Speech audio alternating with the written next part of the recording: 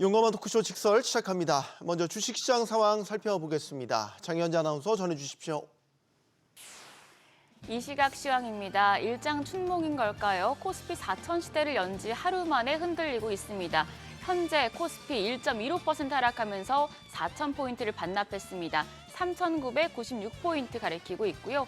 코스닥은 상승하고 있지만 상승폭 점점 줄고 있습니다. 지금 강보합 정도로 903포인트 가리키고 있습니다. 수급 상황 보시죠. 오늘 유가증권 시장 외국인과 기관 메이저 수급 주체 양 매도가 나옵니다. 외국인이 지금 큰 폭의 매도 우위를 보여주고 있습니다. 8,216억 원 팔아내고 있고요. 기관 역시도 800억 원 가까운 팔자 포지션 취하고 있습니다. 오늘은 개인만 홀로 9,046억 원 순매수 기록 중입니다. 코스닥 시장입니다. 코스닥 시장에서도 외국인은 팔아냅니다. 754억 원 매도 우위 기록 중이고요. 이런 가운데 기관이 80억 원 순매수, 개인 역시 729억 원 사자 포지션 취하고 있습니다. 코스피 시총 상위 종목 거래가 확인하시죠. 오늘은 분위기가 확연히 다릅니다. 반도체 투톱 일제히 하락합니다. 삼성전자 지금 10만전자를 지켜내지 못하고 있습니다. 2.3% 내림세로 99,600원. SK하이닉스도 3.3% 넘게 내려갑니다. 51만 7천 원에 거래되고 있습니다. LG에너지솔루션도 0.9% 약세, 거래가 49만 500원이고요. 삼성바이오로직스만 상승세 이어갑니다. 1.57% 강세, 삼성전자 우선주는 1.4% 가까이 하락합니다. 6위부터 10위도 보시죠. 두산 에너빌리티가 1.6% 오름세로 83,200원, 반면 나머지 종목들은 약세입니다. HD 현대중공업이 하루 만에 지금 분위기가 반전됐습니다. 2.8% 내림세로 60만 6천 원에 거래되고 있고요. 한화 에어로스페이스가 2.6% 약세, 현대차와 기아도 2% 가까운 내림세 기록하고 있습니다. 현대차가 24만 9,500원, 기아가 11만 3,100원대 거래됩니다. 코스닥 시총 상위 종목 거래가도 확인하시죠. 알테오젠이 0.7% 내림세입니다. 48만 원. 에코프로 형제도 나란히 하락하고 있습니다. 에코프로 BM이 1.9% 약세로 16만 9,600원. 에코프로가 0.8% 가까이 하락합니다. 9만 3,100원이고요. 레인보 로보틱스만 3% 가까이 상승합니다. 거래가는 35만 2천 원. 펩트로는 3% 가까이 하락하고 있습니다. 26만 5천 원에 거래됩니다. 6위부터 10위도 보시죠. HLB는 0.2% 추가적인 오름세입니다. 46,300원. 파마리서치도 0.6% 가까이 올라가고 있습니다. 0.2% 강세로 53만 5천 원. 리가켄바이오도 강보합권입니다. 14만 4,400원. 한편 ABL바이오 어제 두 자릿수 상승률 보였었는데요. 오늘 보합이고요. 삼천당 제약 역시 어제는 두 자릿수 상승률 보였었는데 현재 2.6% 하락합니다. 거래가 22만 원으로 집계되고 있습니다. 오늘 시장 특징적인 부분 체크하시죠. 유리기판 관련주가 상승세 보여주고 있습니다. 반도체 산업의 게임 체인저로 부상 중인 유리기판 기술인데요. 지금 아마존과 앱솔릭스가 유리기판을 논의 중이라는 보도가 나왔는데 사실 확인은 필요한 상황이고요. 유리기판 관련주 내에서는 한빛레이저가 16% 가까이 급등하며 5,700원, SKC가 6.8% 강세로 12만 400원, YC캠이 5.6% 상승합니다. 거래가 24,450원으로 집계됩니다. 전력설비 관련주는 긍정적인 증권가 보고서의 영향으로 강세 보여주고 있습니다. 대한전선 장중에 신고가 기록했었는데요. KB증권이 대한전선에 대해서 아시아 해상풍력 해저 케이블 시장 성장에 따른 실적 증가가 예상된다고 평가한 바 있습니다. 2.4% 가까이 오르며 19,410원대 거래되고 있고요. HD 현대일렉트릭의 경우 대신증권이 전력만과 데이터 센터 온사이트 자가발전 수요 급증 등으로 HD 현대일렉트릭이 수혜를 입을 수 있다고 분석한 바 있습니다. 다만 상승폭 줄여내면서 현재는 강보합권, 지금 0.6% 오름세로 82만 5천 원대 거래되고 있습니다. LS 마린솔루션은 6.2% 오름세입니다. 외환시장 상황 체크하시죠. 오늘 환율 1,432원으로 하락 출발했는데요. 9시 31분 기준으로는 1,431원 40전이었고요. 지금도 1,431원 50전대 거래됩니다. 지수 다시 보시죠. 코스피 낙폭이 커지고 있습니다. 지금 3,990포인트, 코스닥도 강보합권 간신히 유지하고 있는 상황입니다. 코스피 4,000선 전후로 등락을 반복하고 있어서 오늘은 장중에 변동성 염두에 두시고요. 호재가 있거나 실적이 좋은 종목들 위주로 대응하셔야겠습니다. 지금까지 시장 상황 전해드렸습니다. 계속해서 시장의 다양한 이슈들을 풀어보는 시장 따라잡기로 이어갑니다. 인백스 자산운용 주식운용본부 염정이사 나오셨습니다. 네. 안녕하십니까? 안녕하십니까? 자, 역사적인 코스피 4천선을 돌파하고 다음 날입니다. 이제 빠지기 시작하네요. 오늘 4천선 다시 아래로 네. 내려왔습니다. 지금 시장 상황 어떻게 보십니까? 네, 일단 코스피 같은 경우에는 어제 4천선을 가뿐하게 넘었는데요. 오늘 3,990, 그러니까 장 초반부터 코스피 쪽은 약세 흐름이 좀 보였는데요. 시간이 흐를수록 코스피 낙폭이 조금 더 세지고 있는 상황이고요. 코스닥도 이제 플러스권에서 움직였었던 부분이 이제 마이너스로 전환을 하면서 네. 오늘의 시장의 수급 현황을 그대로 반영을 하고 있는 것 같습니다. 장 초반 분위기를 봐서는 외국인들의 매도세가 좀 강하게 나타나고 있고요. 네. 근데 외국인들 벌써 지금 1시간 본장이 지난 상황인데 외국인들은 코스피에서만 1조 넘게 매도를 하고 있습니다. 뿐만 아니고 현물뿐 아니고 선물 시장에서도 5천억 원 넘게 매도를 하면서 현선물 모두 다 이제 매도 포지션을 좀 취하고 있다. 반면에 지금 개인 투자자들은 코스피에서만 1조 4천을 지금 벌써 사들이고 있거든요. 근데 최근에 이제 흐름을 보게 되면은 항상 뭐 그러진 않습니다만 개인 투자자분들은 이제 시장이 빠지는 날 사고. 적극적으로 매수를 하는 모습을 좀 나타내고 있습니다. 아무래도 이거는 아직까지 개인들은 장기보다는 단기 위주의 트레이닝 전략이 더 유효하다고 생각하는 건가요? 뭐 지금 시장에서는 둘 다인 것 같습니다. 단기적으로 빠졌을 때 단기적인 기회로 본다라고 생각할 수 있겠고요. 벌써 이제 4,000포인트를 넘는 모습을 봤으니 조만간에 추가적인 상승이 더 이어질 수 있는 대세 상승을 전제로 해서 빠질 때는 다시 사야 된다라는 인식이 좀 큰 것 같고요. 오늘은 유독 좀 코스피 쪽으로 집중 매수세가 나타나는 거 보이니 네. 삼성전자 하이닉스가 오늘 2%에서 3%대 하락 보여주고 있거든요. 예, 이 부분에서 전기전자 쪽 대형주들의 매수가 나타나지 않나라고 좀 보고 있습니다. 네. 저희가 일단 4,000포인트 달성이라는 이 숫자 자체에만 매몰되지 않는다면 예, 그동안에 코스피가 흘러왔던 패턴들을 보면 조정이 왔다가도 금세 그거를 더 웃도는 상승률을 보여주었잖아요. 예. 그럼 그 패턴이 지금도 반복된다면 오늘의 하락은 추가 매수의 기회가 될 수도 있겠군요. 네, 그 말씀하신 부분이 그리 오랜 기간 동안 이루어진 건 사실 아니에요. 불과 이제 9월 이후, 네, 9월과 9월부터죠. 9월과 그래서, 10월 사이에 있었던 일이죠. 그 전까지는 사실은 정확하게는 코스피 지수라든지 삼성전자에 대한 신뢰도가 투자자들에겐 그렇게 강하지 못했었습니다. 근데 2달 만에 심리는 완전히 다 바뀌어버린 거죠. 네. 지금이 가장 싸다. 지금 사지 못하면 또다시 놓친다라는 이 포모 심리가 공교롭게도 이제 삼성전자, SK하이닉스 우리나라 투탑에 집중되고 있는 모습이 아닌가라고 생각이 듭니다.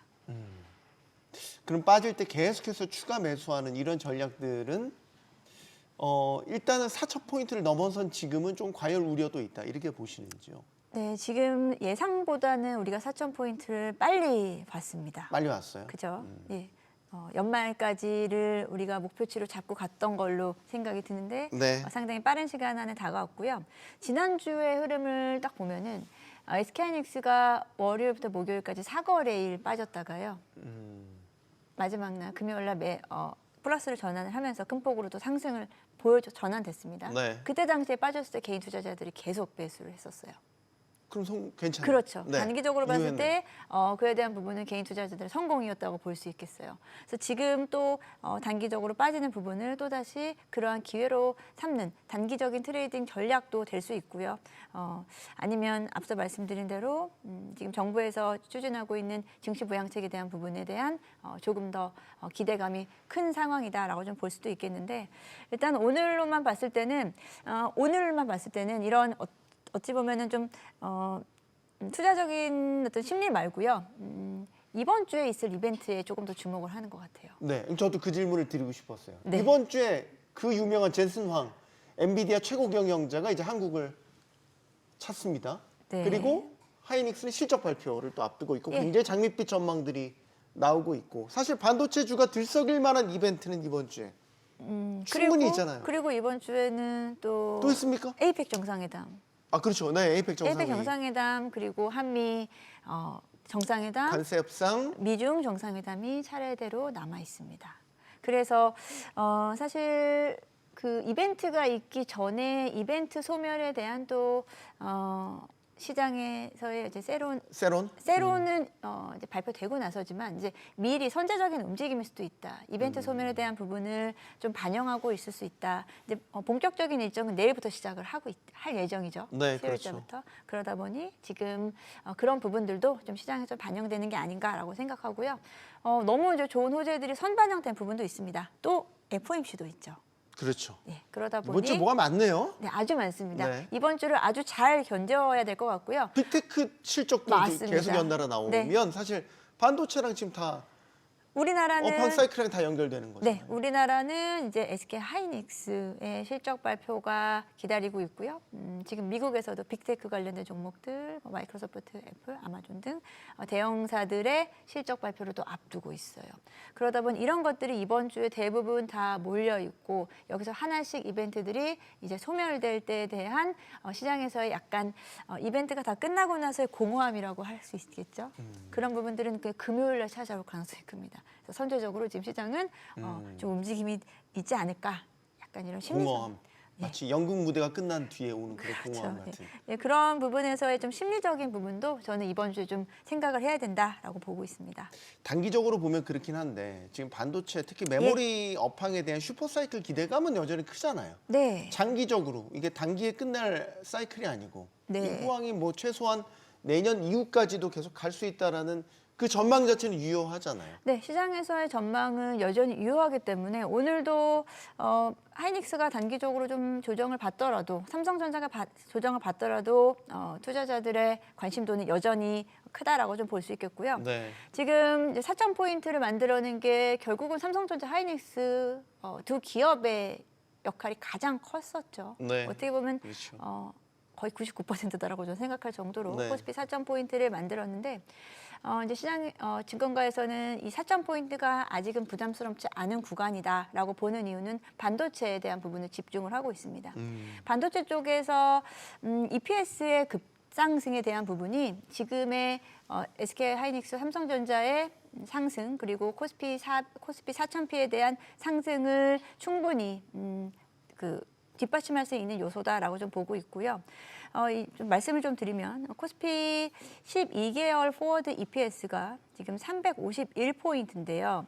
거기에다가 현재 PER인 11배 수준을 곱하면 이제 예상 포인트가 나옵니다. 네. 근데 EPS란 건 주당 순이익이죠. 주당 순이익이 아주 빠르게 급등을 하고 있다는 부분이거든요. 예, 그렇기 때문에 추가적인 EPS의 상승이 나타나고 지금의 PER 수준을 적용한다라고 했을 때 단기적으로 4,500포인트, 4,700포인트까지도 이야기를 하고 있기 때문에 네. 여기서 이제 어떤 이런 수치적인 부분들, 이제 펀더멘털적인 부분들이 아직도 유효하다라고 좀 보고 있습니다. 지지난주 아니죠, 이달 들어와서 나타났던 특징은 이제 반도체도 물론 계속해서 랠리지만 예. 자동차 2차 전지가 올라왔고 원래 상반기에 뜨거웠던 조방원 같은 경우는 조선 같은 경우는 상당히 또 최근에 뜨거웠다가 예. 오늘은 또 좀 조정을 받는 양상인데 조방원은 어떻게 전망하세요? 특히 이제 조선 같은 경우는 이제 트럼프 대통령 방안에 앞서서 또 기대감과 경계심이 같이 좀 교차하는 것 같아요. 네, 이제 반도체 지수뿐 아니고 최근 시장에서 코스피 쪽의 상승이 거의 집중됐었던 부분이 그간 또 쉬어갔었던 이제 조선이라든지 방산이라든지 이런 부분들도 전고점을 대부분 다 돌파를 하고 있는 상황입니다. 네. 특히나 조선 같은 경우에는 에이펙 정상회담 그리고 트럼프 대통령의 방한 여기서 한 발 더 나아가서 국내 조선수 방문 이런 스토리까지 시장에서는 기대를 하면서 어제자에는 HT 현대를 중심으로 해서 현대중공업 등 현대가의 그 종목들이 집중적으로 상승을 했고요. 근데 여기에는 또 실적 발표도 같이 좀 움직임이 같이 나타날 수 있는데 오늘 하나오션이 또 6% 급락이 나오고 있거든요. 네. 여기에는 어제 나왔었던 하나오션의 실적에 대한 부분에 대한 좀 실망감도 있을 수 있고요. 지금 기대감이 선반영되고 있었던 구간이었기 때문에 말씀드린 에이펙 정상회담을 기점으로 해서 또는 관세 협상에 대한 기점으로 해서 오히려 이에 따른 차익 실현 매물이라든지 단기적인 고점에 대한 또 현재적인 이런 제스처가 좀 나타날 수 있다라고 좀 보고 있고요. 자동차 같은 경우에는 좀 다르게 보고 있습니다. 자동차는 뭐 관세 협상이 있진 않았지만 그래도 조금은 유의미하게 분위기는 흘러가고 있으니 자동차 섹터는 그간 관세에 따른 그 어떻게 보면 짓눌렸었던 부분이 좀 단기적으로는 한 차례 레벨업을 해소가 됐죠. 시켰고요. 네. 네. 그리고 이 부분에서 지금 그 등락을 반복한다기보다 지금 주가의 레벨업이 된 상태거든요. 한마디로 하단이 좀 받쳐지면서 지금 이제는 자동차주 같은 경우에는 현재 시점에서부터 다시 이야기를 할 수 있는 구간이다라고 생각을 합니다. 네. 그래서 관세 협상이 정말 잘 마무리가 돼서 이제 품목 관세에 대한 부분, 자동차 쪽에 대한 관세 리스크가 줄어들 경우에 현대차가 또 할 수 있는 가지고 있는 또 모멘텀들이 또 추가적으로 또 있거든요. 그래서 저는 자동차 쪽은 지금 단기 상승은 좀 부담스럽지 않은 구간이다라고 좀 보고 있습니다. 알겠습니다. 자, 또 이렇게 증시가 화랑이다 보니까 네. 주목받는 게 증권주. 네. 고 이제 남은 상법 개정이나 정부 이제 정책적 뒷받침을 감안한다면 지주에 대한 관심도 꾸준히 있는 것 같아요. 증권 지주 쪽은 어떻게 바라보십니까? 네, 앞으로 이 연말까지 이제 코스피 4천 포인트를 정부에서 추적하면서 네. 여기서 조금 더 드라이브를 걸겠다라고 이야기를 했죠. 네. 연말까지 상법 개정안에 대한 부분 그리고 뭐 자사주 소각 의무화 이런 부분들을 조금 더 속도를 내서 지수를 조금 더 끌어올릴 수 있는 방안들을 마련을 할 거예요. 최근에는 10.15 부동산 대책 이후로 자금이 조금 더 그 시장에서 자금이 위축되면서 그 유동 자금이 증시 쪽으로 넘어오는 분위기고요. 네. 자연스럽게 이런 부분들이 교차됐었던 것 같습니다. 지금 그러다 보니 앞으로의 남은 이벤트들, 앞서 우리가 이제 반도체 시장 그리고 어떤 그 글로벌 어떤 정상회담들의 이런 이슈들 이런 부분들이 지나고 나면은 네. 그다음 우리 국내 이슈라고 하면은 말씀드린 정부의 증시 부양책이 될 수 있겠고 그러다 보면은 지금 조금 좀 쉬어갈 수 있다라고 볼 수 있는 증권주라든지 지주사는 절대 쉬지 않고 있습니다만 지주사들의 최근 상승은 이러한 지주사 모멘텀보다는 관련 자회사들의 상승이 지주사의 상승을 더 이끌었다라고 보고 있거든요.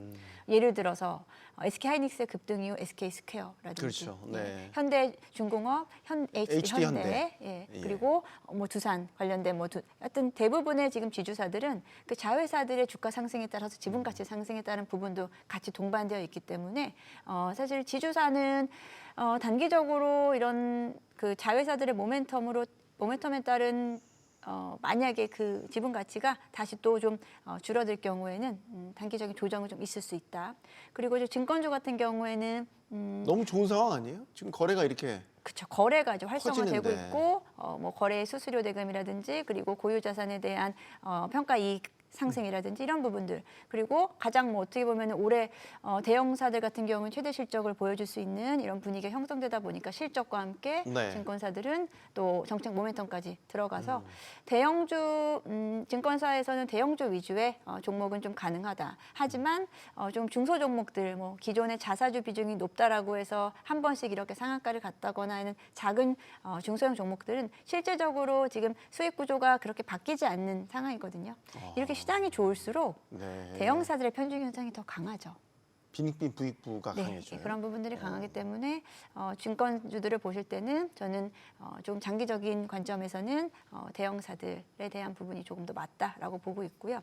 지주사들은 물론 지주사들이 우리나라 증시 디스카운트처럼 지주사들도 상당히 디스카운트 냈었던 부분이 많긴 한데요. 네. 단기적인 이런 상승은 해당 자회사들의 주가의 하락과도 연관될 수 있다는 부분에서는 조금은 좀 보수적으로 지금 보시면 좋을 것 같습니다. 알겠습니다. 자, 그리고 이제 이번 주에 연준 FMC에서 금리 인하가 거의 기정사실화. 그리고 이제 이번 달이 아니라 12월에도 금리 인하 가능성이 전반적으로 이제 금리 인하에 다시 속도를 켜는 양상이란 말이죠. 그럼 금리가 내려가는 이 시기에 또 주목받는 건 늘 대표적으로 이제 뭐 제약바이오 이런 제약바이오, 것들인데 예. 지금 시기에선 괜찮겠어요? 네, 이제 예를 들면 코스닥의 알테오제는 상당히 주가가 이제 탄력적으로 계속 올라가는 구간인 건데 이게 이제 금리 인하 수혜 때문이라기보다는 개별 종목이 이슈가 있는 거잖아요.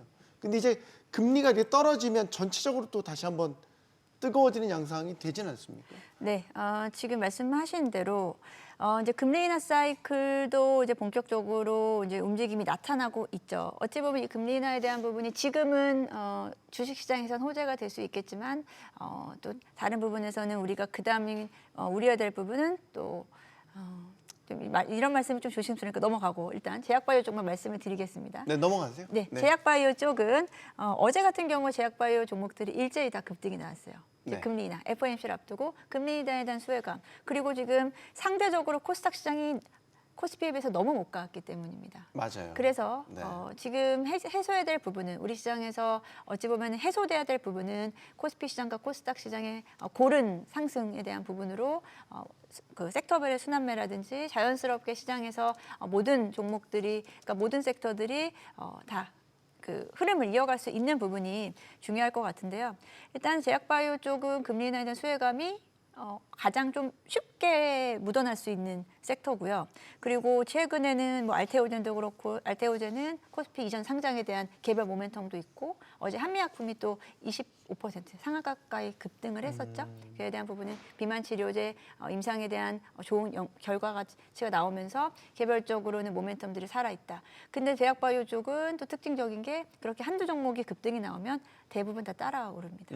예, 제약바이오의 약간 좀 뭐 다른 섹터도 특징이라고 비슷하지만 볼 수 있겠죠. 특징이라고 볼 수 있습니다. 그래서 이런 부분들은 좀 시장에 지금 그가 반도체 중심이라든지 코스피 주도 업종 중심에서 네. 조금은 코스닥 쪽으로 넘어가려는 분위기가 지금 만들어지고 있다로 해석하고요. 제약바이오 종목들 역시도 지금 전고점 대비 더 높은 종목은 사실 별로 없어요. 알테오젠도 기존의 고점 대비해서는 여전히 조금 좀 빠져 있는 상황입니다. 고점은 54만 원대였거든요. 지금은 이제 47만 원대까지 어제 상승 때문에 좀 올라왔지만 네. 단기적으로는 좀 횡보 구간이 좀 오랫동안 있었어요. 그래서 이번에 코스피 이전 상장 모멘텀이 만약에 좀 부각이 된다면 코스닥 시장이 조금 더 상대적으로 우위한 경우에는 충분히 알테오젠의 추가 상승은 나타날 수 있다고 봅니다. 네.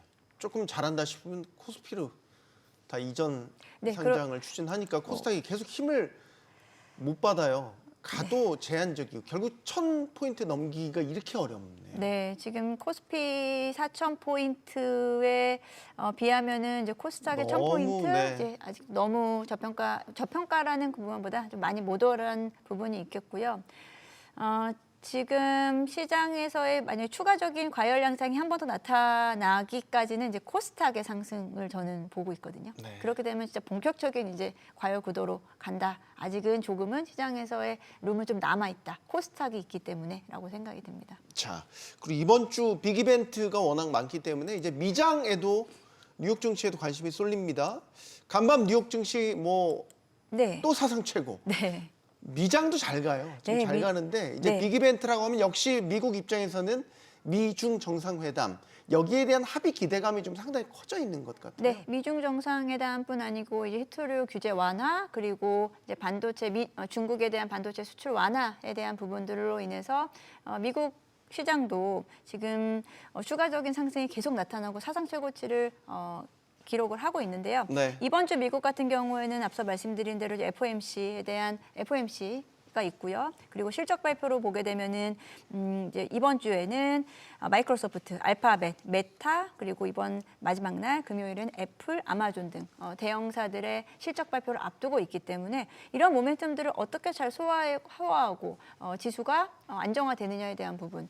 여기서 단기적인 만약에 뭐 세론 종목이라든지 아니면 시장에서의 이벤트에 대한 소멸에 대한 기대감이 다 빠져나갔을 때에 대한 말씀드린 그 공허함에 대한 부분이 네. 주가에 반영이 된다라고 하면은 시장은 다소 좀 조정받을 수 있는 구간은 만들어질 수 있다. 그래서 지금 오히려 너무 급등락이 있는 것보다 지금 지수는 지금 유지를 하되 지수 상황은 어느 구간에서 유지를 하되 그 내에서의 어떤 순환매가 조금 더 시장에서 안정적인 부분이 아닐까라고 좀 생각을 해보고 있습니다. 네.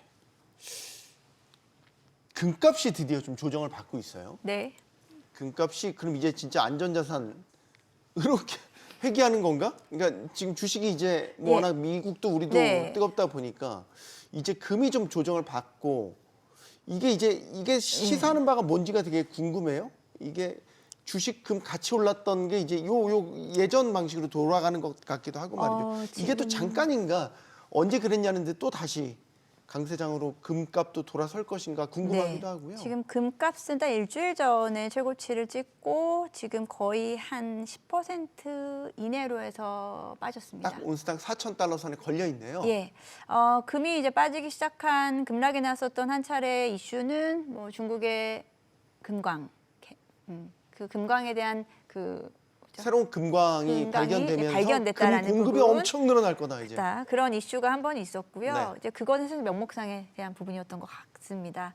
지금 시장은 금뿐 아니고요.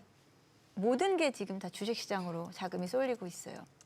그리고 최근에 그 금에 대한 뭐 고점에 대한 부분도 이야기할 수 있겠지만 최근 시장을 보면 또 가상화폐, 코인 거래가 급감을 했거든요. 네. 지금 우리나라 원화 기준의 원화 거래소의 가상자산 거래액이요 5조 정도가 안 됩니다. 기존에 20조가 넘었었던 적이 있었죠. 우리나라 코스피 코스닥의 일 거래 대금보다 더 높았었던 적. 지금 상대적으로는 주식시장에 대한 집중도가 이에 대한 포모 현상이 조금 더 강하다. 그렇기 때문에 지금 가상화폐도 마찬가지고 금시장도 마찬가지고 지금 시장 유동성이 대부분 다 주식시장으로 좀 가고 있다라고 좀 보고 있습니다. 대세는 여전히 주식이다. 라는 걸로 마무리해 보겠습니다. 인백스 자산운용 주식운용본부 염정이사와 함께했습니다. 고맙습니다. 예, 감사합니다.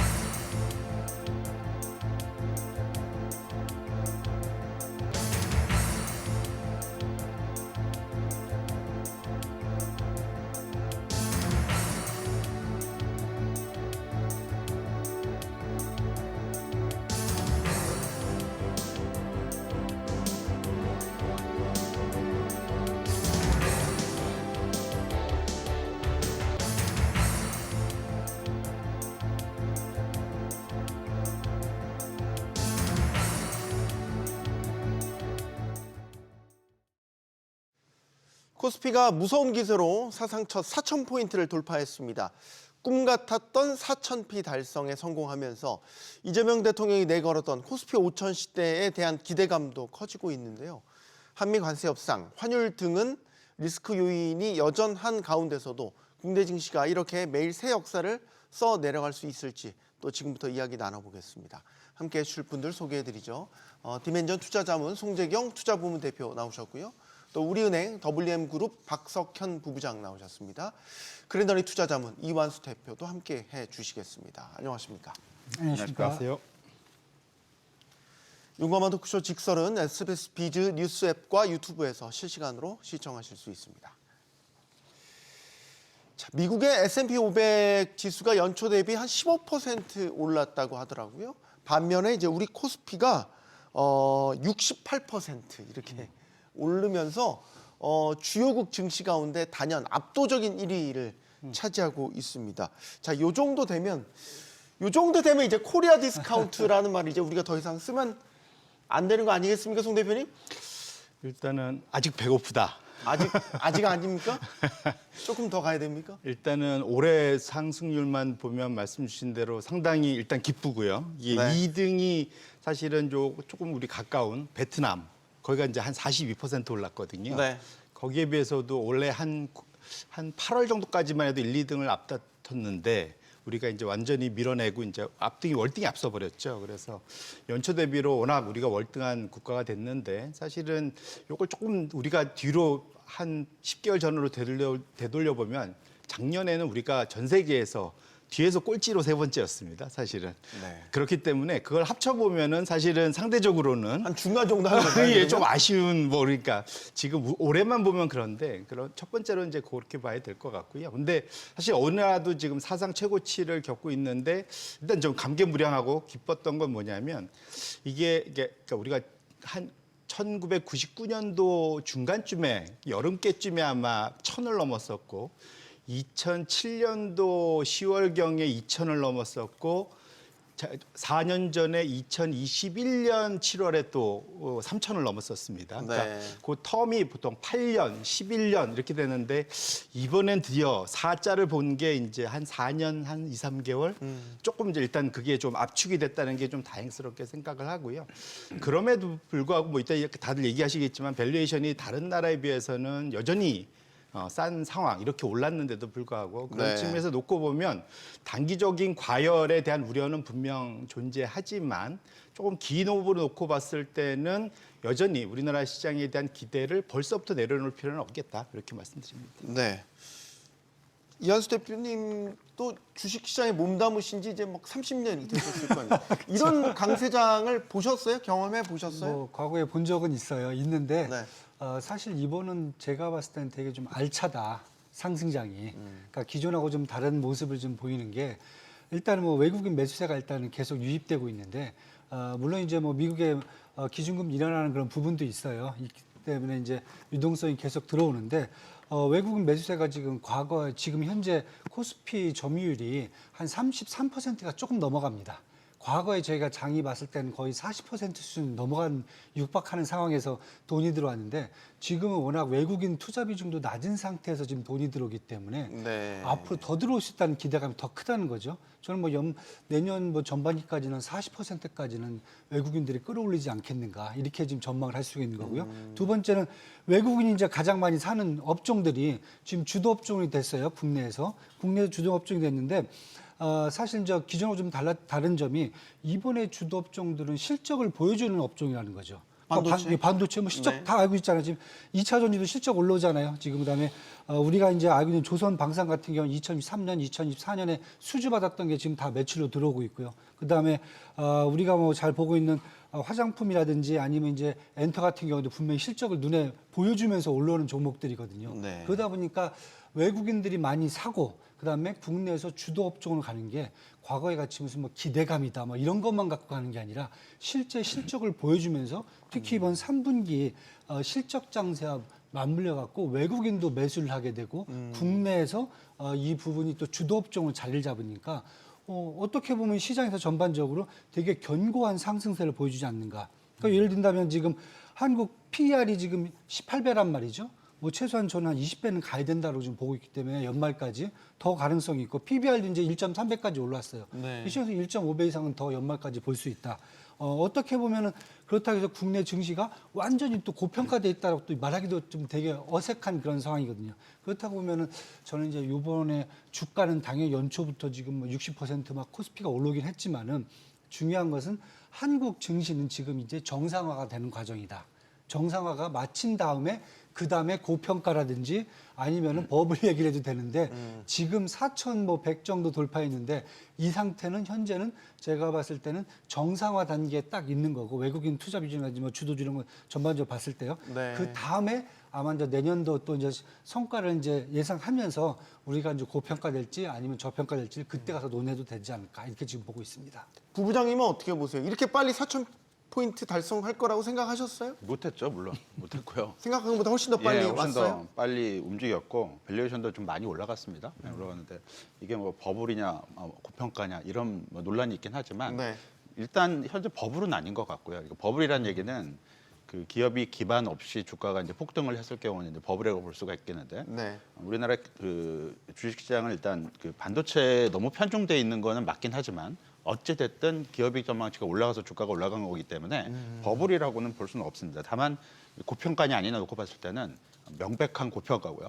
그러니까 과거 사이클 대비 상당히 높은 밸류에이션 위치를 하고 있기 때문에 고평가는 분명히 맞는 것 같습니다. 근데 지금 논란은 고평가가 더 진행이 될 수 있느냐 아니면 다 왔냐 뭐 이런 부분이 논란이 될 것 같은데 네. 어느 정도는 추가적으로 진행이 될 가능성이 좀 있어 보이고요. 왜냐하면 주식시장 밸류에이션이라는 거는 기본적으로 기업 수익성이 이제 그 뒷받침이 되느냐 안 되느냐에 따라서 고평가가 추가적으로 진행이 될 수 있느냐 없느냐 결정을 하게 되는데 기업 수익성을 대표하는 이제 ROE 지표 같은 경우를 보게 된다면 네. 지금 코스피 ROE가 그 12개월 포워드 기준으로 지금 10%를 이제 돌파를 했고요. 반도체 쪽 영업이익 전망치가 추가적으로 올라갈 가능성이 충분히 있기 때문에 ROE는 11%를 넘길 가능성도 있어 보입니다. 이렇게 되면 우리나라의 PER이라든가 또는 PBR 지표가 지금 레벨보다는 조금 더 올라갈 수 있고 그리고 밸류에이션 지표 자체가 올라가게 된다면 기업이익 전망치 상향 부분만큼 추가적으로 주가가 오를 수가 있는 거거든요. 그러니까 꼭 4천이 고점은 아니다라고 볼 수 있을 것 같고요. 당분간은 뭐 여기서 당분간이라는 게 시간적으로 어느 정도 시간이 더 걸릴지는 좀 지켜봐야 되겠지만 어찌됐든 고점을 조금 더 열어놓을 가능성은 아직까지 좀 남아 있다라고 봐야 될 것 같습니다. 세 분 말씀을 종합해서 들어보면 일단 지금의 어떤 상승장에 흥겨운이 정치를 즐길 수 있겠군요. 너무 걱정하지 말고 일단은 파티를 즐기자. 뭐 이제 이렇게 정리를 해보겠습니다. 반면에 이제 코스피가 워낙 뜨겁다 보니까 상대적으로 이 동생 코스닥은 상대적으로 좀 더디어 보여요. 대표적으로 이제 900 이제 넘었지만 1000포인트 달성이 이렇게 쉽지 않네요. 네. 예전 우리 2000년도에 그때 막 2000포인트 넘었을 때 그때 생각하면 이제 아직도 멀었고요. 네. 네.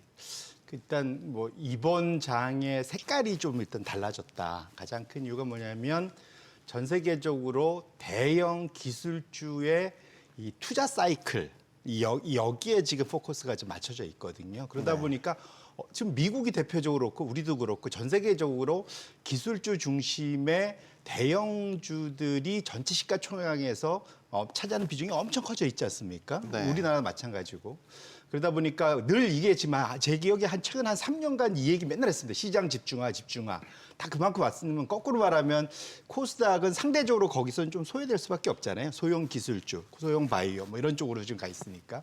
근데 조금 한 발 떨어져 생각해 보면 지금 우리가 이게 원래 이게 배가 고픈 건 참아도 배가 아픈 거는 못 찾는다고 이 네. 코스닥 위주로 투자하시는 분들이 연초 대비 보니까 코스피 투자하시는 분들은 거의 70% 가까이 올랐는데 네. 우리는 보니까 이제 30%야?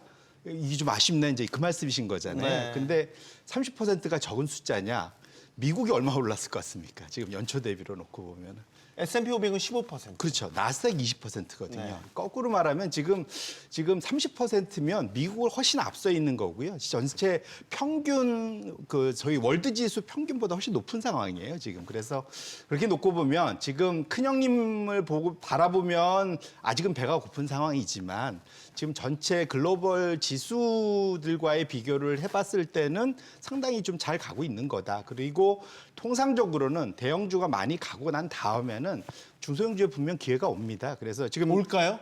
이미 미국에서는 약간 좀 돌고 있고요. 무슨 말이냐면 기술주에서 최근 한 달간 그 S&P 500 기술주랑 S&P 600 기술주가 있습니다. 500, 600의 차이는 500은 대형주, 네. 600은 소형주 지수거든요.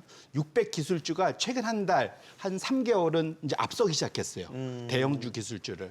통상 이제 이게 약간 장 후반기에 나타나는 그러한 그 현상이긴 한데 그렇게 놓고 본다면 어쨌든 지금 상황에서는 어쨌든 나머지 그 사이클에서는 소형 기술주에 대해서도 충분히 기회가 올 수 있어서 그렇게 놓고 보면 코스닥에 있는 우리 소위 우리 AI 부품사들 많이 있지 않습니까? 관련된 그런 회사들에 충분히 기회가 올 수 있지 않을까 저는 개인적으로 그렇게 생각하고 있습니다. 어떻게 보세요? 코스닥도 기회가 올 수 있다. 사실 지금까지는 이제 워낙 상대적으로 코스피가 뜨거워서 네. 배가 아프셨을 거예요. 진짜 말 그대로 맞습니다. 네. 사촌이 땅 산 것처럼 네. 배가 아팠을 거라고요. 사실 저는 뭐 연내도 가능하지 않을까, 천스닥은 가능하지 않을까. 이유가 뭐냐면은 네. 사실 이제 코스피하고 코스닥은 확실히 차이가 있어요. 왜냐하면 이제 코스피 같은 경우는 사실 대형주 위주로 이제 주요 업종들이 다 몰려 있지만은 네. 코스닥 같은 경우는 사실 개인 투자가들 위주로 지금 돼 있고요. 그 다음에 업종별로 본다면 제약바이오하고 2차 전지, IT가 사실은 거의 대부분 90%를 차지한단 말이죠. 그런데 잘 보시면은 대형주 쭉 올라온 동안에 제약바이오 쪽은 8월달에 뭐 비만 치료제를 중심으로 한번 올라와줬어요. 그 다음에 최근 들어서 이제 기술주 IT들이 같이 한번 조금 동반 상승을 해주면서 사실 900포인트까지는 넘어졌거든요. 저는 최근 들어서 이제 2차 전지 쪽에서 했던 밸류에이션이 좀 올라오기 때문에 한 번 더 지금 2차 전지 쪽에서 이번에 코스닥을 또 끌어주지 않을까. 이렇게 보고 있고요. 특히 이제 미국 쪽에서 최근 들어서 2차 전지, 뭐 앨범알이라든지 우리가 잘 아는 솔리드 파워라든지 퀀텀 이스케이프라든지 2차 전지 관련돼 있는 종목들이 지금 강세로 가기 시작했거든요. ESS라는 이런 시스템을 갖고요. 네. 그렇다 보면 지금 국내도 만약에 2차 전지 뭐 시작한 지 한 1주, 2주밖에 안 됐는데 2차 전지가 전반적으로 한 번 더 끌어준다 그러면 세계 업종 중에 여기서 만약에 한 번 더 끌어준다라고 그러면 저는 1000포인트 넘을 수 있을 것 같고요. 저희가 단순하게 그냥 코스피가 60% 갔으니까 코스닥도 그렇게 가야 된다. 사실 그건 아니거든요.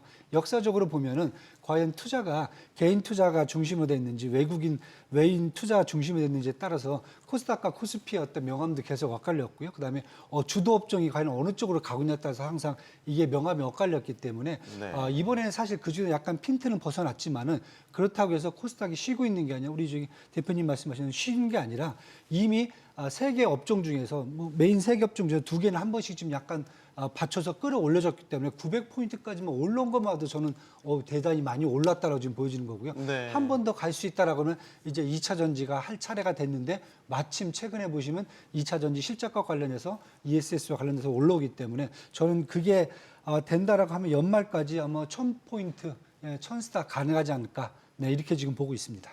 코스닥 상장사들 중에서 이제 걱정되는 거 올해 예를 들면 상장 폐지됐거나 관리 종목으로 지정됐거나 그런 사례들도 많이 있었으니까 코스피가 너무 선전을 하니까 그런 게 더 두드려져 보이는 것 같아요. 뭐 코스닥 시장이 아무래도 일반 투자가들, 개인 투자가들한테는 조금 친숙한 시장이고 네. 거기에 이제 많이 투자하는 성향도 좀 있기 때문에 일단 코스닥이 좀 수익률이 좀 부진한 부분에 대해서 조금 이제 아쉬운 부분도 분명히 있죠. 네. 근데 뭐 코스닥만 그렇지는 않고요. 올해 지금 코스피가 어제 기준으로 한 68.5% 정도, 거의 70%가 올랐는데 네. 코스피 내에서 중형주 업종 지수가 43% 올랐고요. 코스피에서 소형주 업종 지수는 20%밖에 못 올랐습니다. 아, 현격한 차이가 또 예, 있고 엄청난- 그 안에서도 차이가 예, 있군요. 차이가 크고요. 그리고 코스닥보다도 코스피의 소형주 업종 지수가 더 이제 부진한 수익률을 기록을 했다라는. 물론 이것도 연간 수익률이 20%가 작은 거냐? 뭐 절대 그렇지 않죠. 상당히 네. 높은 수익률이긴 하지만 코스피 대형주에 비해서는 상당히 좀 초라한 수익률을 상대적으로는 기록을 하고 있다는 얘기고요. 가장 큰 이유는 기업 이익 때문에 그렇습니다. 그러니까 코스피의 내년도 그 전체 영업이익이 한 380조, 90조 정도가 될 걸로 예상이 되고 있는데 네. 올해 대비 늘어나는 영업이익의 50% 절반을 삼성전자하고 SK하이닉스 2개 종목이 차지할 걸로 예상이 되고 있습니다. 그러니까 네. 거의 이익이 집중이 되고 있다라는 얘기고 이게 지금까지 확인된 이익이 아니고 내년도 이익이 지금 그렇다라는 얘기고요. 이런 거를 고려해 봤을 때 과연 그 따뜻한 온기가 주변으로 빠르게 밑으로 내려갈 수 있을까? 그 부분은 뭐 되면 좋겠지만 기업이익 전망치를 보게 되면 그 부분이 조금 쉽지만은 않다라고 볼 수가 있을 거고요. 근데 이런 현상은 미국도 마찬가지예요. 미국도 S&P 500 기업의 탑 5가 있죠. 5개 종목이 있는데 이 5개 종목에 올해 3분기 그 EPS 성장률이 한 15% 정도로 예상이 되고 있고요. 네. S&P 500 지수의 종목 수가 503개 종목인데 이 5개를 제외하면 498개잖아요. 이 489개 종목의 올해 3분기 EPS 성장률은 5%밖에 안 될 걸로 예상이 되고 있습니다. 미국도 전반적으로 기업이익 성장이나 이런 것들이 상위 몇몇 그 종목에 집중되는 성향이 최근 한 2, 3년간 지속이 되고 있고요. 네. 앞으로도 이게 내년까지도 그럴 가능성이 높을 걸로 예상이 되고 있기 때문에 이렇게 본다면 종목군이 뭐 그 상승세가 뭐 여러 업종으로 확산되는 현상 나타나면 상당히 좀 시장 체력 자체도 좀 좋아지겠지만 지금으로 봐서는 그럴 가능성이 이렇게 높아 보이지는 않는다라고 말씀드릴 수 있을 것 같습니다.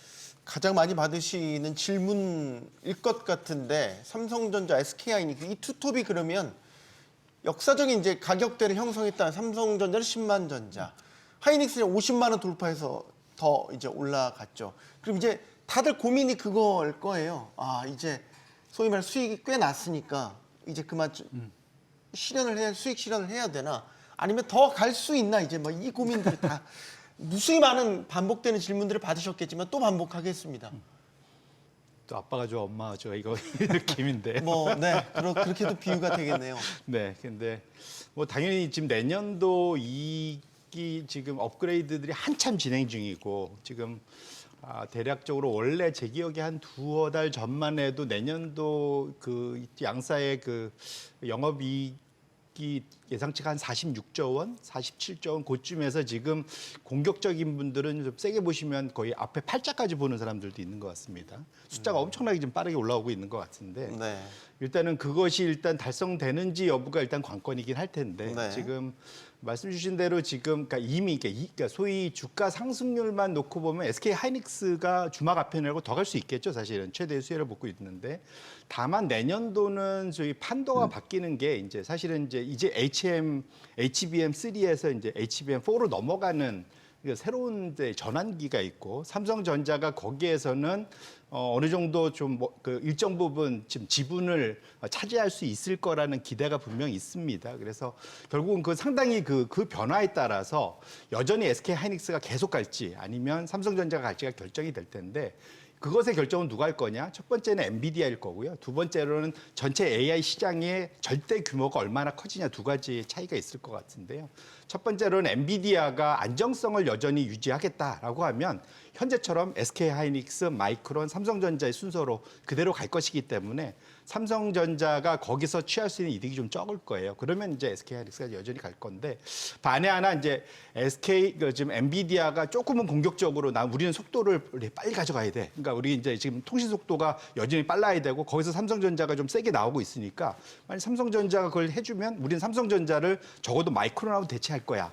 라고 이제 2등 정도까지 MS가 간다면 그러면 사실은 삼성전자의 상승률이 엄청 높아질 수가 있을 것 같습니다. 그 두 가지가 하나 있고 더 큰 거는 사실은 최근 들어서 3개월 정도 보시면 지금 엔비디아 투자하신 분은 아시겠지만 엔비디아 주가 상승률이 조금 재미가 없어지고 있어요.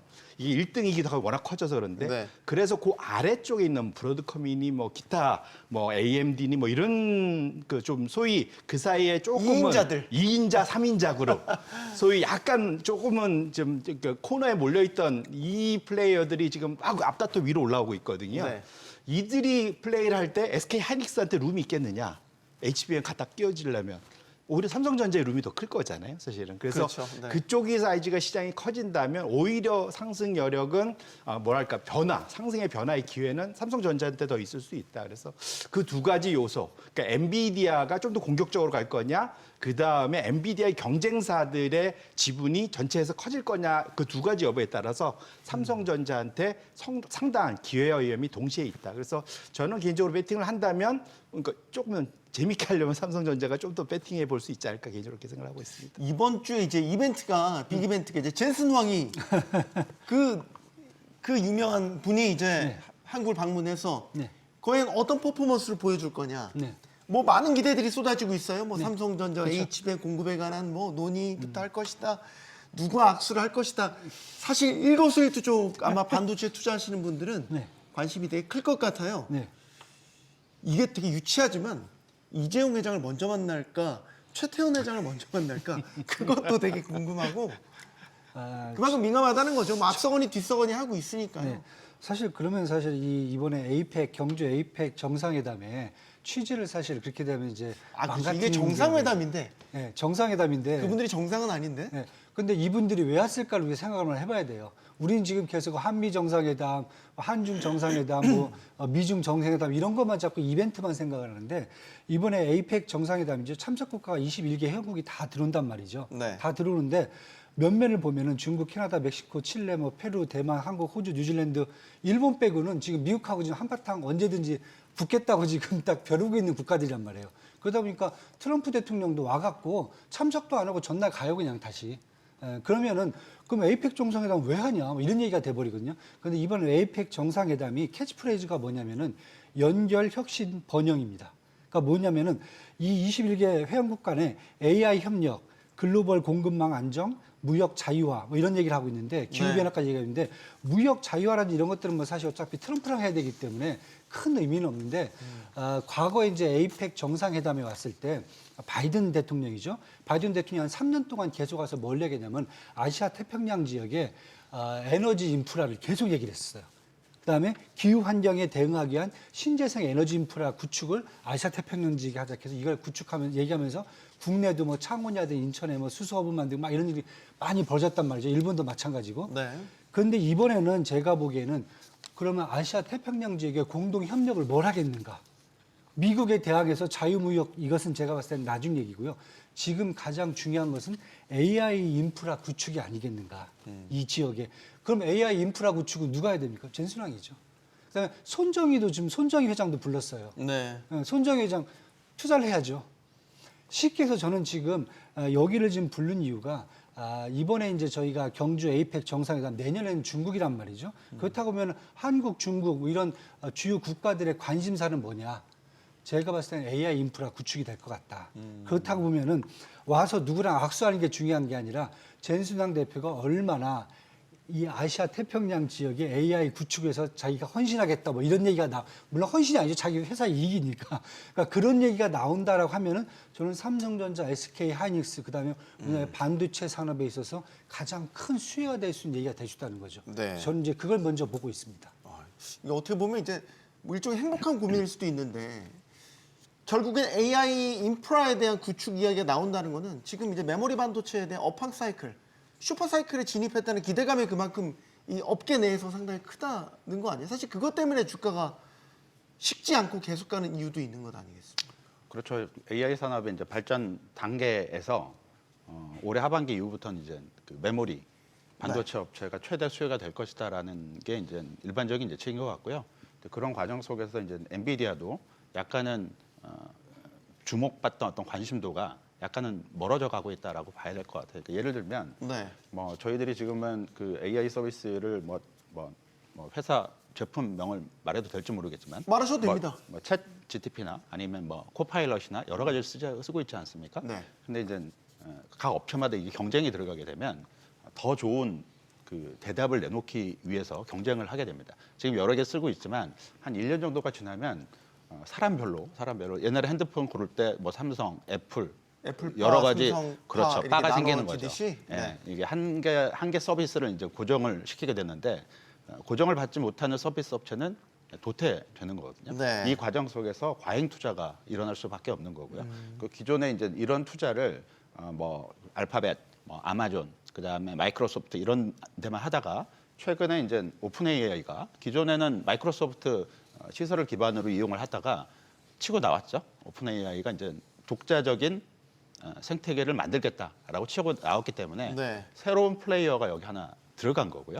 이 과정 속에서 설비를 그만큼 더 많이 들려야 되니까 이런 부분들이 이 설비를 제공하는 업체, 엔비디아, 그다음에 삼성전자, SK 하이닉스까지 같이 이제 주가가 이제 많이 올라간다라고 볼 수 있을 것 같고 기존에 이제 메모리 반도체 업체 쪽은 삼성전자가 이제 그 HBM4를 그 엔비디아한테 납품하기 시작하면 경쟁이 시작돼서 가격이 떨어질 거다라는 예상이었는데 이게 이제 하반기 들어서 이제 바뀐 부분은 그거를 다 흡수할 만큼 새로운 플레이어들이 더 많이 생기고 있다라는 얘기입니다.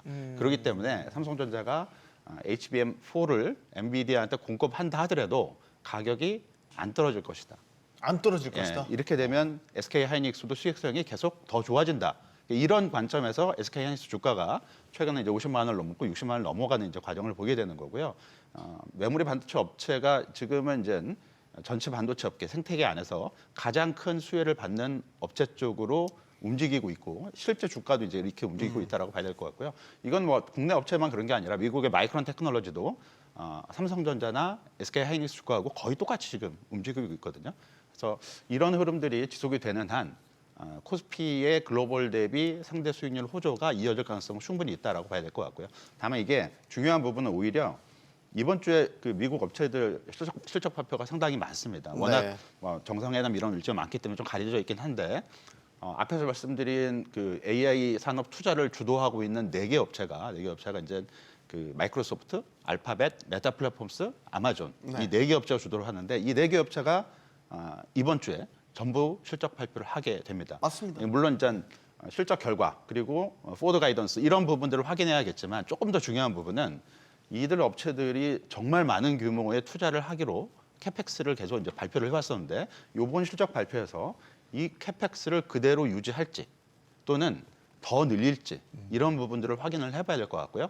만일 더 많이 늘리겠다, 우리는 경쟁에서 뒤처지기 싫다 이런 얘기를 하면 과열은 과열이지만 반도체 주식 이런 주식들의 어떤 과열을 한 번 더 끌어올릴 수 있다라고 네. 볼 수가 있기 때문에 이 실적 발표 부분은 좀 주목을 해서 봐야 되지 않을까라고 볼 수 있을 것 같습니다. 자, 반도체주도 반도체주인데 지금 또 주목을 받고 있는 건 아무래도 이번 주에 에이펙 정상회의, 한미 정상회담도 예정돼 있기 때문에 이제 한국과 미국 간의 조선업 협력이 걸려 있는 조선주에도 지금 관심이 쏠리고 있습니다. 이게 이제 관심인지 경계심인지 다 작용하는 것 같기는 해요.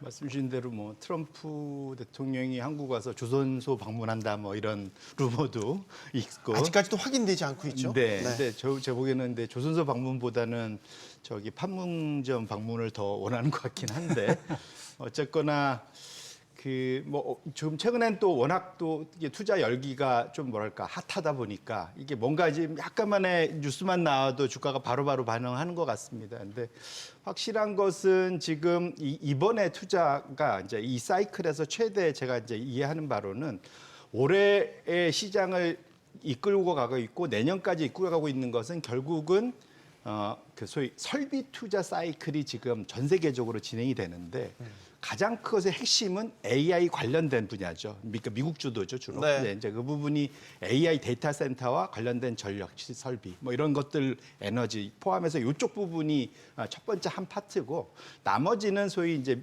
미국의 제조 부흥을 위해서 그와 관련된 이제 설비 투자에 대한 욕구가 많이 있고 그것 때문에 오히려 피해는 이제 일본과 우리가 보고 있긴 한데 사실은 어쨌거나 그와 관련된 소위 그 제조 부흥에 대한 큰 규모를 갖고 있는 데가 우리나라의 사실은 이제 포트폴리오, 산업 포트폴리오로고 그런 측면에서 놓고 보면 조선이 상당히 그쪽에서는 압도적인 입지적인 그걸 갖고 있습니다. 왜냐하면 미국이 중국하고 할 수는 없잖아요, 사실은. 그 다음에는 우리밖에 없기 때문에 그렇게 놓고 본다면 말씀 주신 대로 이런 트럼프의 그러한 한 번의 움직임 이런 것마다 이제 주가가 갈 수 있는데 다만 지금 상황이 이제 소위 수주를 받거나 내가 할 수 있는 내가 할 수 있는 소위 생산 능력 그것에 얼마 정도 꽉 차 있느냐의 규모에 따라서 추가적인 이익 개선폭이 얼마나 나타날 수 있냐를 따지기 시작하면은 주가 상승 탄력은 조금 떨어질 수도 있겠다. 그래서 지금은 조금은 이미 주가 많이 올라 있고 기대감으로 가고 있지만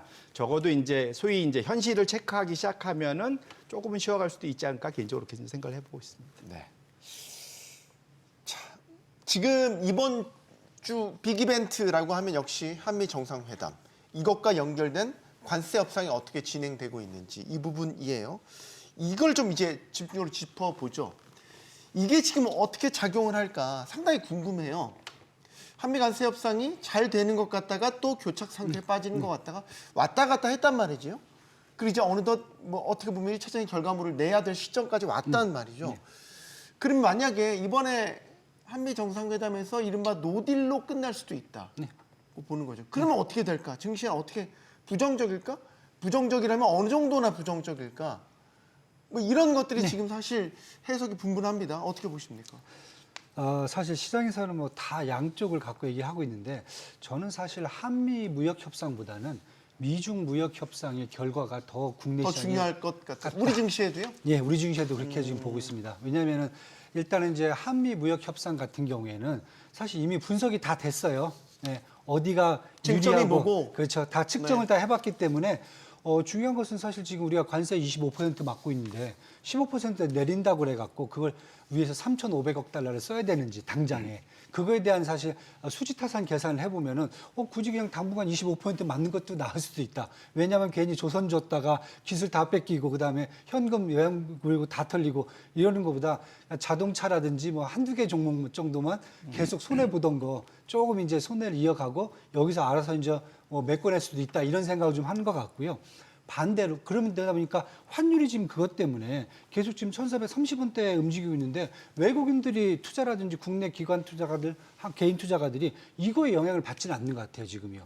물론 일부는 환율 때문에 자꾸 막 인버스를 투자하고 계신 분들도 제가 보기는 하는데 그 핵심적인 내용은 제가 보기엔 아닌 것 같아요. 그런데 제가 알건 미중 무역을 지금 더 중요하게 얘기를 하냐면은 미중 무역 갈등은 사실 이제 지금 보시면 리스크가 이제 해소가 된다고 하는데 해소는 안 될 겁니다.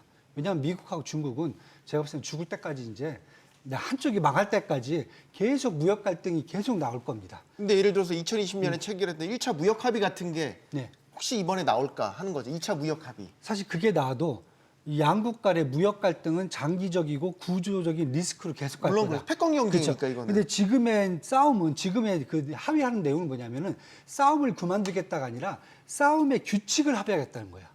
어떤 방식으로 싸우겠다. 네. 히토리는 건들지 않고 뭐 이런 방식을 지금 정하는 거기 때문에 만약에 양국 간 미국하고 중국이 어떤 규칙을 갖고 계속 무역 갈등을 갖고 가겠다는 게 나온다면은 한국 같은 경우에는 여기에 어떤 기업이 수혜를 보고 어떤 기업이 손해를 보고 이게 명확하게 나오거든요. 그렇다 보면은 예를 들면 지금 만약에 지금 두 마리 고래 싸움이 있는데 지금 우리는 같은 경우 한쪽에 붙는 게 훨씬 더 낫죠. 더 큰 고래한테 붙는 게 낫잖아요. 그러니까 반도체라든지 2차 전지라든지 신재생에너지, 전력기기, 조선, 산업 소재 같은 경우에는 사실 미국한테 저희가 붙어갖고 지금 계속 성과를 내고 있거든요. 왜? 중국에 대한 경쟁력을, 국제 경쟁력을 여기서 떨궈져 버리거든요.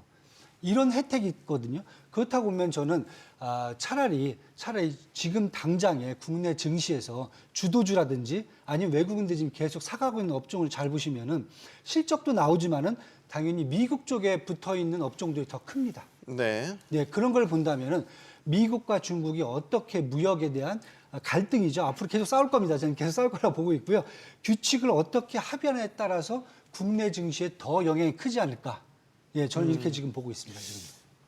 부부장님은 어떻게 생각하세요? 이게 한미 정상회담, 관세 협상이라고 얘기를 할게요. 예. 관세 협상이 지금 교착 상태에 빠져 있는 이게 더 변수가 될 것이냐, 아니면 미중 정상회담의 결과가 더 큰 영향을 미칠 것이냐. 둘 다 중요합니다. 뭐 둘 다 중요하고요. 그리고 이제 한미 정상회담도 상당히 중요하죠. 네, 일단 교착 상태에 지금 빠져 있는 건 같은데 네. 일단 뭐 뉴스에서 나오는 얘기들은 한국 측에서는 주장하는 거는 매년 한 250억 달러씩 8년 8년간 동안. 예, 그래서 2천억 달러를 미국이 투자한다라는 거고요. 일본이 합의한 내용을 보게 되면 5,500억 불에 대해서 2029년 1월 트럼프 대통령 임기 만료 때까지 케이스 바이 케이스로 다 투자하는 걸로 되어 있습니다. 그러니까 4년이 좀 넘는 기간이고요. 요청을 하면 2주 안에 돈을 보내야 되죠. 맞습니다. 근데 그거는 이제 돈이 많은가 봐요, 이거는. 집행위원회에서 사업 선정을 하고 트럼프 대통령이 이걸 승인을 하게 되면 워킹데이 기준으로 45일인 걸로 알고 있습니다. 45일이면 그 기준으로 정정하겠습니다.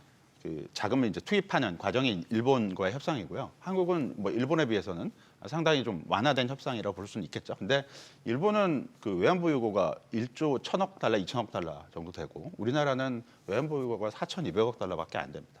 2,000억 달러를 8년간에 걸쳐서 낸다고 하더라도 지금 갖고 있는 외환부 유고의 50%에 해당하는 금액이기 때문에 결코 작지 않은 금액이고 네. 한국 정부 입장에서는 당연히 이거를 규모를 낮추고 그다음에 기간을 더 넓게 가져가려고 협상을 하고 있는 거고요. 이 협상이 제대로 타결이 되면 좋겠는데 문제는 이거죠. 이게 타결이 안 됐을 경우에 어떤 영향이 있을 것인가 그게 놓고 보게 궁금해요. 되면 노딜로 끝나면 어떻게 될 거냐. 일단 미국 측 입장은 관세 협상이 타결이 안 되면 조선 분야, 원전 분야, 방산 부분도 발표하지 않겠다라는 게 한꺼번에 번들로 발표를 하겠다라는 입장이거든요. 안보까지 다 예, 맞습니다. 포함이죠. 이렇게 되면 한국 입장에서는 관세 협상이 좀 길어지는 게 문제가 아니고 기존의 미국 모멘텀을 계속 이어왔었던 조선이나 방산 이런 모멘텀이 일단 한번 단절이 될 가능성이 있다라고 봐야 될 것 같고요. 이 부분이 좀 이제 부정적이고 그리고 이제 그 노딜이 됐을 경우에 관세가 이제 25% 계속 적용이 되겠는데 그동안 트럼프 대통령 스타일을 보게 되면 노딜로 끝나면 기존 관세를 그대로 유지하지 않고 더 올렸습니다. 얹은 보복 관세가 그런 있을 게 나올 수도 수도 있다? 있습니다. 그런데 그렇기 때문에 불확실성이 상당히 크고요. 일단 원달러 환율이 바로 영향을 받을 가능성이 있기 때문에 물론 국익 차원에서 미국하고의 협상이 최선의 결과를 끌어내는 것은 분명히 맞겠지만 어찌 됐든 결과론적으로는 딜이 성사가 돼서 발표가 되는 게 주식시장 측면에서는 좀 긍정적일 수 있지 않을까라고 봐야 될 것 같습니다. 지금 이 상황이 우리 증시에는 어느 정도 선반영이 돼 있다고 보세요? 아니면 추가적인 플러스 알파의 변수를 저희가 감안을 해야 돼요? 1차적으로 주식시장은 반영하고 있지 않고요. 말씀하신 대로 그 부정적인 결과가 나온 것은 반영하지 않고 있다. 저는 그렇게 보고 있고 네.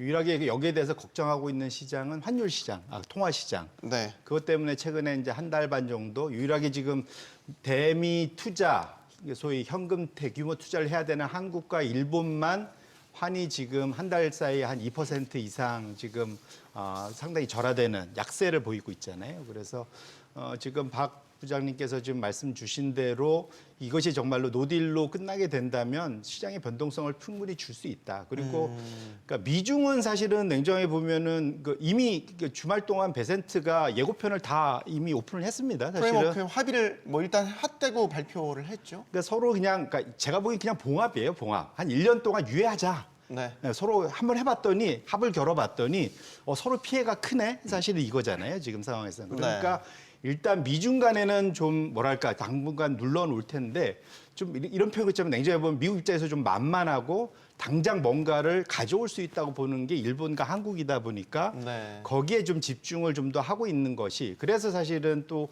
금요일 날 전에 우리가 지금 우리하고 먼저 지금 협상을 하고 있잖아요. 그래서 집중을 좀 더 할 가능성이 있다 봐야 될 것 같고요.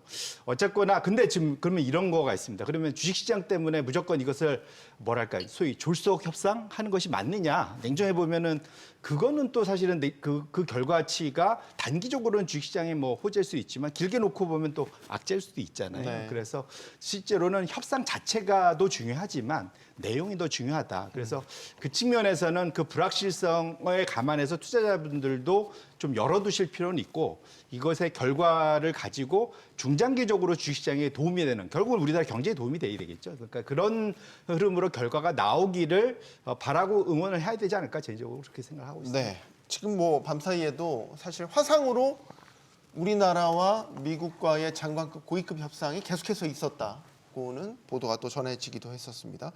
자, 미국 이야기로 가보죠. 미국 연준도 이제 금리 결정합니다. 금리 내릴 것 같죠? 내리고 다음 달에도 뭐 더 많이 내릴 것 같다. 막 이런 좀 50bp 한꺼번에 내릴 것 같다. 자, 그러면 이제 금리를 내리는 데 따른 소위 말해서 유동성 장세. 뭐 이런 기대감도 지금 커지고 있단 말이죠. 이런 건데 미장도 지금 사상 최고치예요. 그러면 이제 이런 흐름의 유동성 장세가 더 길게 이어질 것인가 어떻게 보십니까? 일단은 연말까지는 계속 갈 수 있다. 네. 네, 그렇게 보여지고요. 이미 이제 지난달에 연준이 기준금리를 내렸을 때 그때부터 유동성 장세가 사실 시작이 되면서 국내라든지 국내도 뭐 뿐만 아니라 사실 뭐 대만, 일본, 홍콩, 싱가포르 뭐 다 지금 아시아권에 이러한 혜택을 지금 보고 있고요. 저는 만약에 미국의 통화 완화 정책이 연말까지 계속 지속될 수 있다. 왜냐하면 지금 점도표가 3.6%이기 때문에 12월 10일 날 있을 이제 연준에서도 추가적인 이제 기준금리나 가능성은 계속 높아지고 있거든요. 그렇다고 보면은 계속 지금 자금이 흘러들어오는 데는 큰 문제가 없다. 네. 그러나 이제 지금 하나 지금 시장에서 지금 언급하고 있는 게 뭐냐면은 지금 연준이 아직까지 양적 긴축이죠. QT를 지금 계속 붙잡고 있어요. 아직까지도요. QT를 붙잡고 있거든요. 이 QT를 이제 종료해야 된다. 시장에서 요구하는 게 그거거든요. 그래서 저는 플러스 이번에 나오는 게 기준금리 플러스 그다음에 연준이 지금 계속 얘기하고 있는 양적 긴축 QT를 이제 종료해야 되는 타임도 공식적으로 얘기를 해야 된다. 왜냐하면 지금 잘 아시다시피 저희가 이제 코로나 시대 때 두 번 양적 완화를 하면서 본원 통화가 6조 4천억 달러까지 급등을 했었어요. 근데 지금 한 8월 말 9월 초 기준으로 5조 7천억 달러까지 줄이긴 했어요. 그런데 아직도 좀 큰 게 아니냐 그런 게 시장에서 지금 있기 때문에 연준이 지금 양적 긴축을 끝내지는지 못하고 있거든요. 못하고 있는데 이걸 종료해줘야 금리 인하 효과가 극대화될 수 있다. 왜냐하면은 뭐 잘 아시다시피 이제 양쪽 긴축 같은 경우에는 시중은행제 대차 대조표를 계속 조정하는 거거든요. 네. 그러니까 쉽게 해서 금리 시장에 공적 자금이 계속 지금 들어와 있는 것을 정리하는 과정이기 때문에 이걸 이제 그만하고 금리에 따른 시장 자체의 유동성을 확보해주고 확대해주는 게 더 맞지 않겠는가. 그래서 지금 시장에서 요청하는 것은 그냥 금리만 내리지 마라. 왜냐하면 네. QT를 계속 유지하고 있으면은 결국 유동성이 축소가 되기 때문에 금리가 또 올라가는 효과가 있다. 시중금리에. 그러니까 이것을 좀 정리하고 그 다음에 기준금리를 내려줘야 그래야 지금 연준에서 얘기하듯이 이제 지금 인플레이션이 아니라 경기를 먼저 살리는 게 우선이다. 이렇게 얘기를 했거든요. 그렇다면 거기에 맞는 정책이 되지 않겠는가. 그래서 저는 뭐 내린 것은 뭐 100%라고 보고 있고요. 유동성 들어오는 건 문제가 없는데 시장이 조금 더 효율적이고 장기적으로 가려고 그러면은 지금은 QT까지도 종료를 해야 된다. 이렇게 지금 보고 있습니다. 시장은 사실 기대감이 커질 만큼 커질 상황인 것 같고 단순한 금리 인하는 이제 별로 중요하지 않은 것 같아요. 내려도 어떻게 내리냐, 어떤 속도로 내리냐 이거에 대해 관심이 큰 것 같습니다. 일단 뭐 금리 인하는 뭐 100% 이제 확실시 되고 있고요. 네. 12월 금리 인하 가능성도 뭐 90% 이상 지금 가능성이 예상이 되고 있기 때문에 금리 이제 내리는 쪽으로 봐야 될 것 같습니다. 그리고 뭐 대표님 말씀해 주셨던 대로 QT도 지난번 그 파월 연준 의장이 14일 날 그 NAB 연설에서 그 50% 이상을 이 연준 자산 구성에 관련된 내용으로 채웠습니다. 그러니까 이 얘기는 이번 10월 FOMC 때 기자회견을 통해서 QT를 종료하는 시점을 발표할 가능성이 상당히 높아졌다라고 봐야 될 것 같고요. 이렇게 되면 이제 연준에서 계속 이제 QT라는 게 이제 그 연준이 갖고 있는 유동성을 팔아서 그 자산을 팔아서 유동성을 흡수하는 조직이기 때문에 이게 이제 종료가 된다면 유동성 측면에서 이제 긍정적인 요인으로 작동할 가능성이 좀 높다라고 봐야 될 것 같습니다. 근데 네. 다만 고려를 해야 될 부분은 지금 이미 11월 달로 들어가고 있고 시장의 어떤 그 눈은 올해보다 이제 내년으로 이제 다 옮겨가는 흐름이라고 봐야 될 것 같아요. 그러니까 네. 기업이익 전망치도 올해는 거의 중요하지 않고 내년도 전망치가 이제 어떻게 변하는가 중요하고요. 연준 정책도 올해 12월 달까지 내리냐 이거 그다지 중요하지 않을 수가 있습니다. 아, 이제 아예 그런 예. 거는 뭐 기정사실로 되고 있기 때문에 그거보다는 내년도에 연준의 통화 정책이 올해처럼 그나마 단계적으로 금리를 내려가는 과정으로 계속 밟아갈 것이냐. 그렇지 않고 내년도에 금리가 현재 레벨 수준에서 계속 유지되는 쪽으로 갈 것이냐. 이게 이제 중요해질 것 같고요. 중요해질 것 같고 지금 연준 정책금리가 지금 4.25%잖아요. 상단 기준으로. 네. 두 번 더 내리면 3.75%가 되는데 3.75%라는 기준금리가 결코 낮은 금리가 아닙니다. 우리나라 금통위 금리 비교해서도 100bp 이상 높은 거기 때문에 네. 상당히 높은 금리죠. 근데 그럼에도 불구하고 내년도에 연준이 금리를 추가적으로 내리지 않는다면 내년도 시장 흐름에는 상당한 부담이 될 가능성이 좀 높다라고 봐야 될 것 같고요. 지금 연준 내년도 점도표 기준으로는 한 번 정도 내린다라는 게 연준의 지금 점도표 경로상의 어떤 전망이고 이 부분이 크게 바뀌지 않는다면 뭐 연말까지는 주식시장이 좋을 수는 있어도 그 이후의 시장 흐름은 다소 좀 부담에 좀 노출될 가능성도 있다라고 봐야 될 것 같고요. 이런 부분들을 이번 주 예정된 그 10월 FOMC죠. 우리나라 시간으로 이제 목요일 날 새벽 3시에 이제 발표가 되게 되는데 파월 의장이 기자회견에서 어떤 정책 스탠스를 좀 뉘앙스를 풍겨주느냐. 그래서 이런 부분들이 내년도 연준 통화 정책에 대한 눈높이를 어떻게 바꿔줄 것인가. 이런 부분들이 연말로 갈수록 점점 중요한 포인트가 되지 않을까라고 볼 수 있을 것 같습니다. 결국 관전 포인트가 뭐냐가 중요하군요. 다 파월의 입에 주목할 수밖에 네. 없겠군요. 네, 결국은 시장이 워낙 거는 기대가 크거든요. 네. 올해는 기정사실, 그러니까 10월도 내리고 12월도 내리고 그건 당연하고 시장은 내년도 한 3번, 4번 뭐 이렇게까지 기대를 하고 있거든요. 네. 근데 이제 그 조금 사실 보면 우리가 이제 주식 위주로만 봐서 이제 이 모든 것을 그러니까 뭐랄까요 좀 긍정적으로 보고 있는데 지난주 금요일하고 어제까지 보면은 주식시장은 이번에 CPI 9월 달 거 발표된 다음에 환호했습니다. 3%가 사실 낮은 물가 수준이 아닌데 예상보다 낮다고 그러고 환호하고 주가 올랐지만 채권 시장은 시큰둥했어요, 사실은.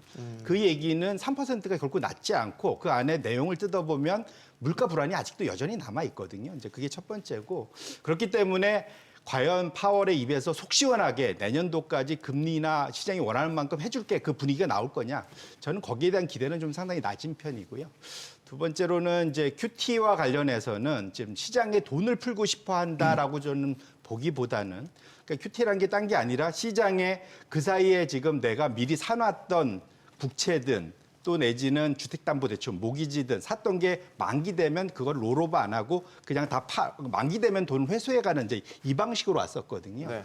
근데 이제 이것 자체가 그 사이에는 큰 문제 없다가 올해 9월, 10월 되면서 무슨 일이 벌어지기 시작하냐면 미국의 레포 상설 기구라는 게 있습니다. 무슨 말이냐면 지금 시장에 지금 국채나 모기지 본드를 갖고 있는 지방은행들, 시중 금융기관들이 단기 자금이 마르면 그 국채를 은행, 그러니까 소위 연준에다가 맡기고 단기 자금을 빌려가는 요게 이제 레포 상설 기구인데 9, 10월 달 들어서 뭉탱이 돈을 빌려가는 데들이 자꾸 생기기 시작했어요. 그러니까 네. 그게 뭐냐면 지금 아까 말씀드린 지준 금리, 그러니까 그 소위 지급 준비금 자체가 상당히 시장의 전체 단기 유동 시장을 초긴축이 돼 있다라는 역설적인 생각입니다. 그래서 이것을 풀어준다고 QT를 끝낸다고 시장에 엄청난 유동성이 풀릴 거다라고 저는 생각지 않고요. 사실은 그 오히려 지금 현재 10년물 이상의 장기 국채는 오히려 들고 있어요. 여전히.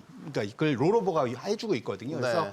오히려 지금 시장에서는 10년물을 내서 사실은 상당히 좀 많이 QT하는 거를 줄여주길 기대하는데 10년물 이상에서는 QT를 해본 적이 없습니다.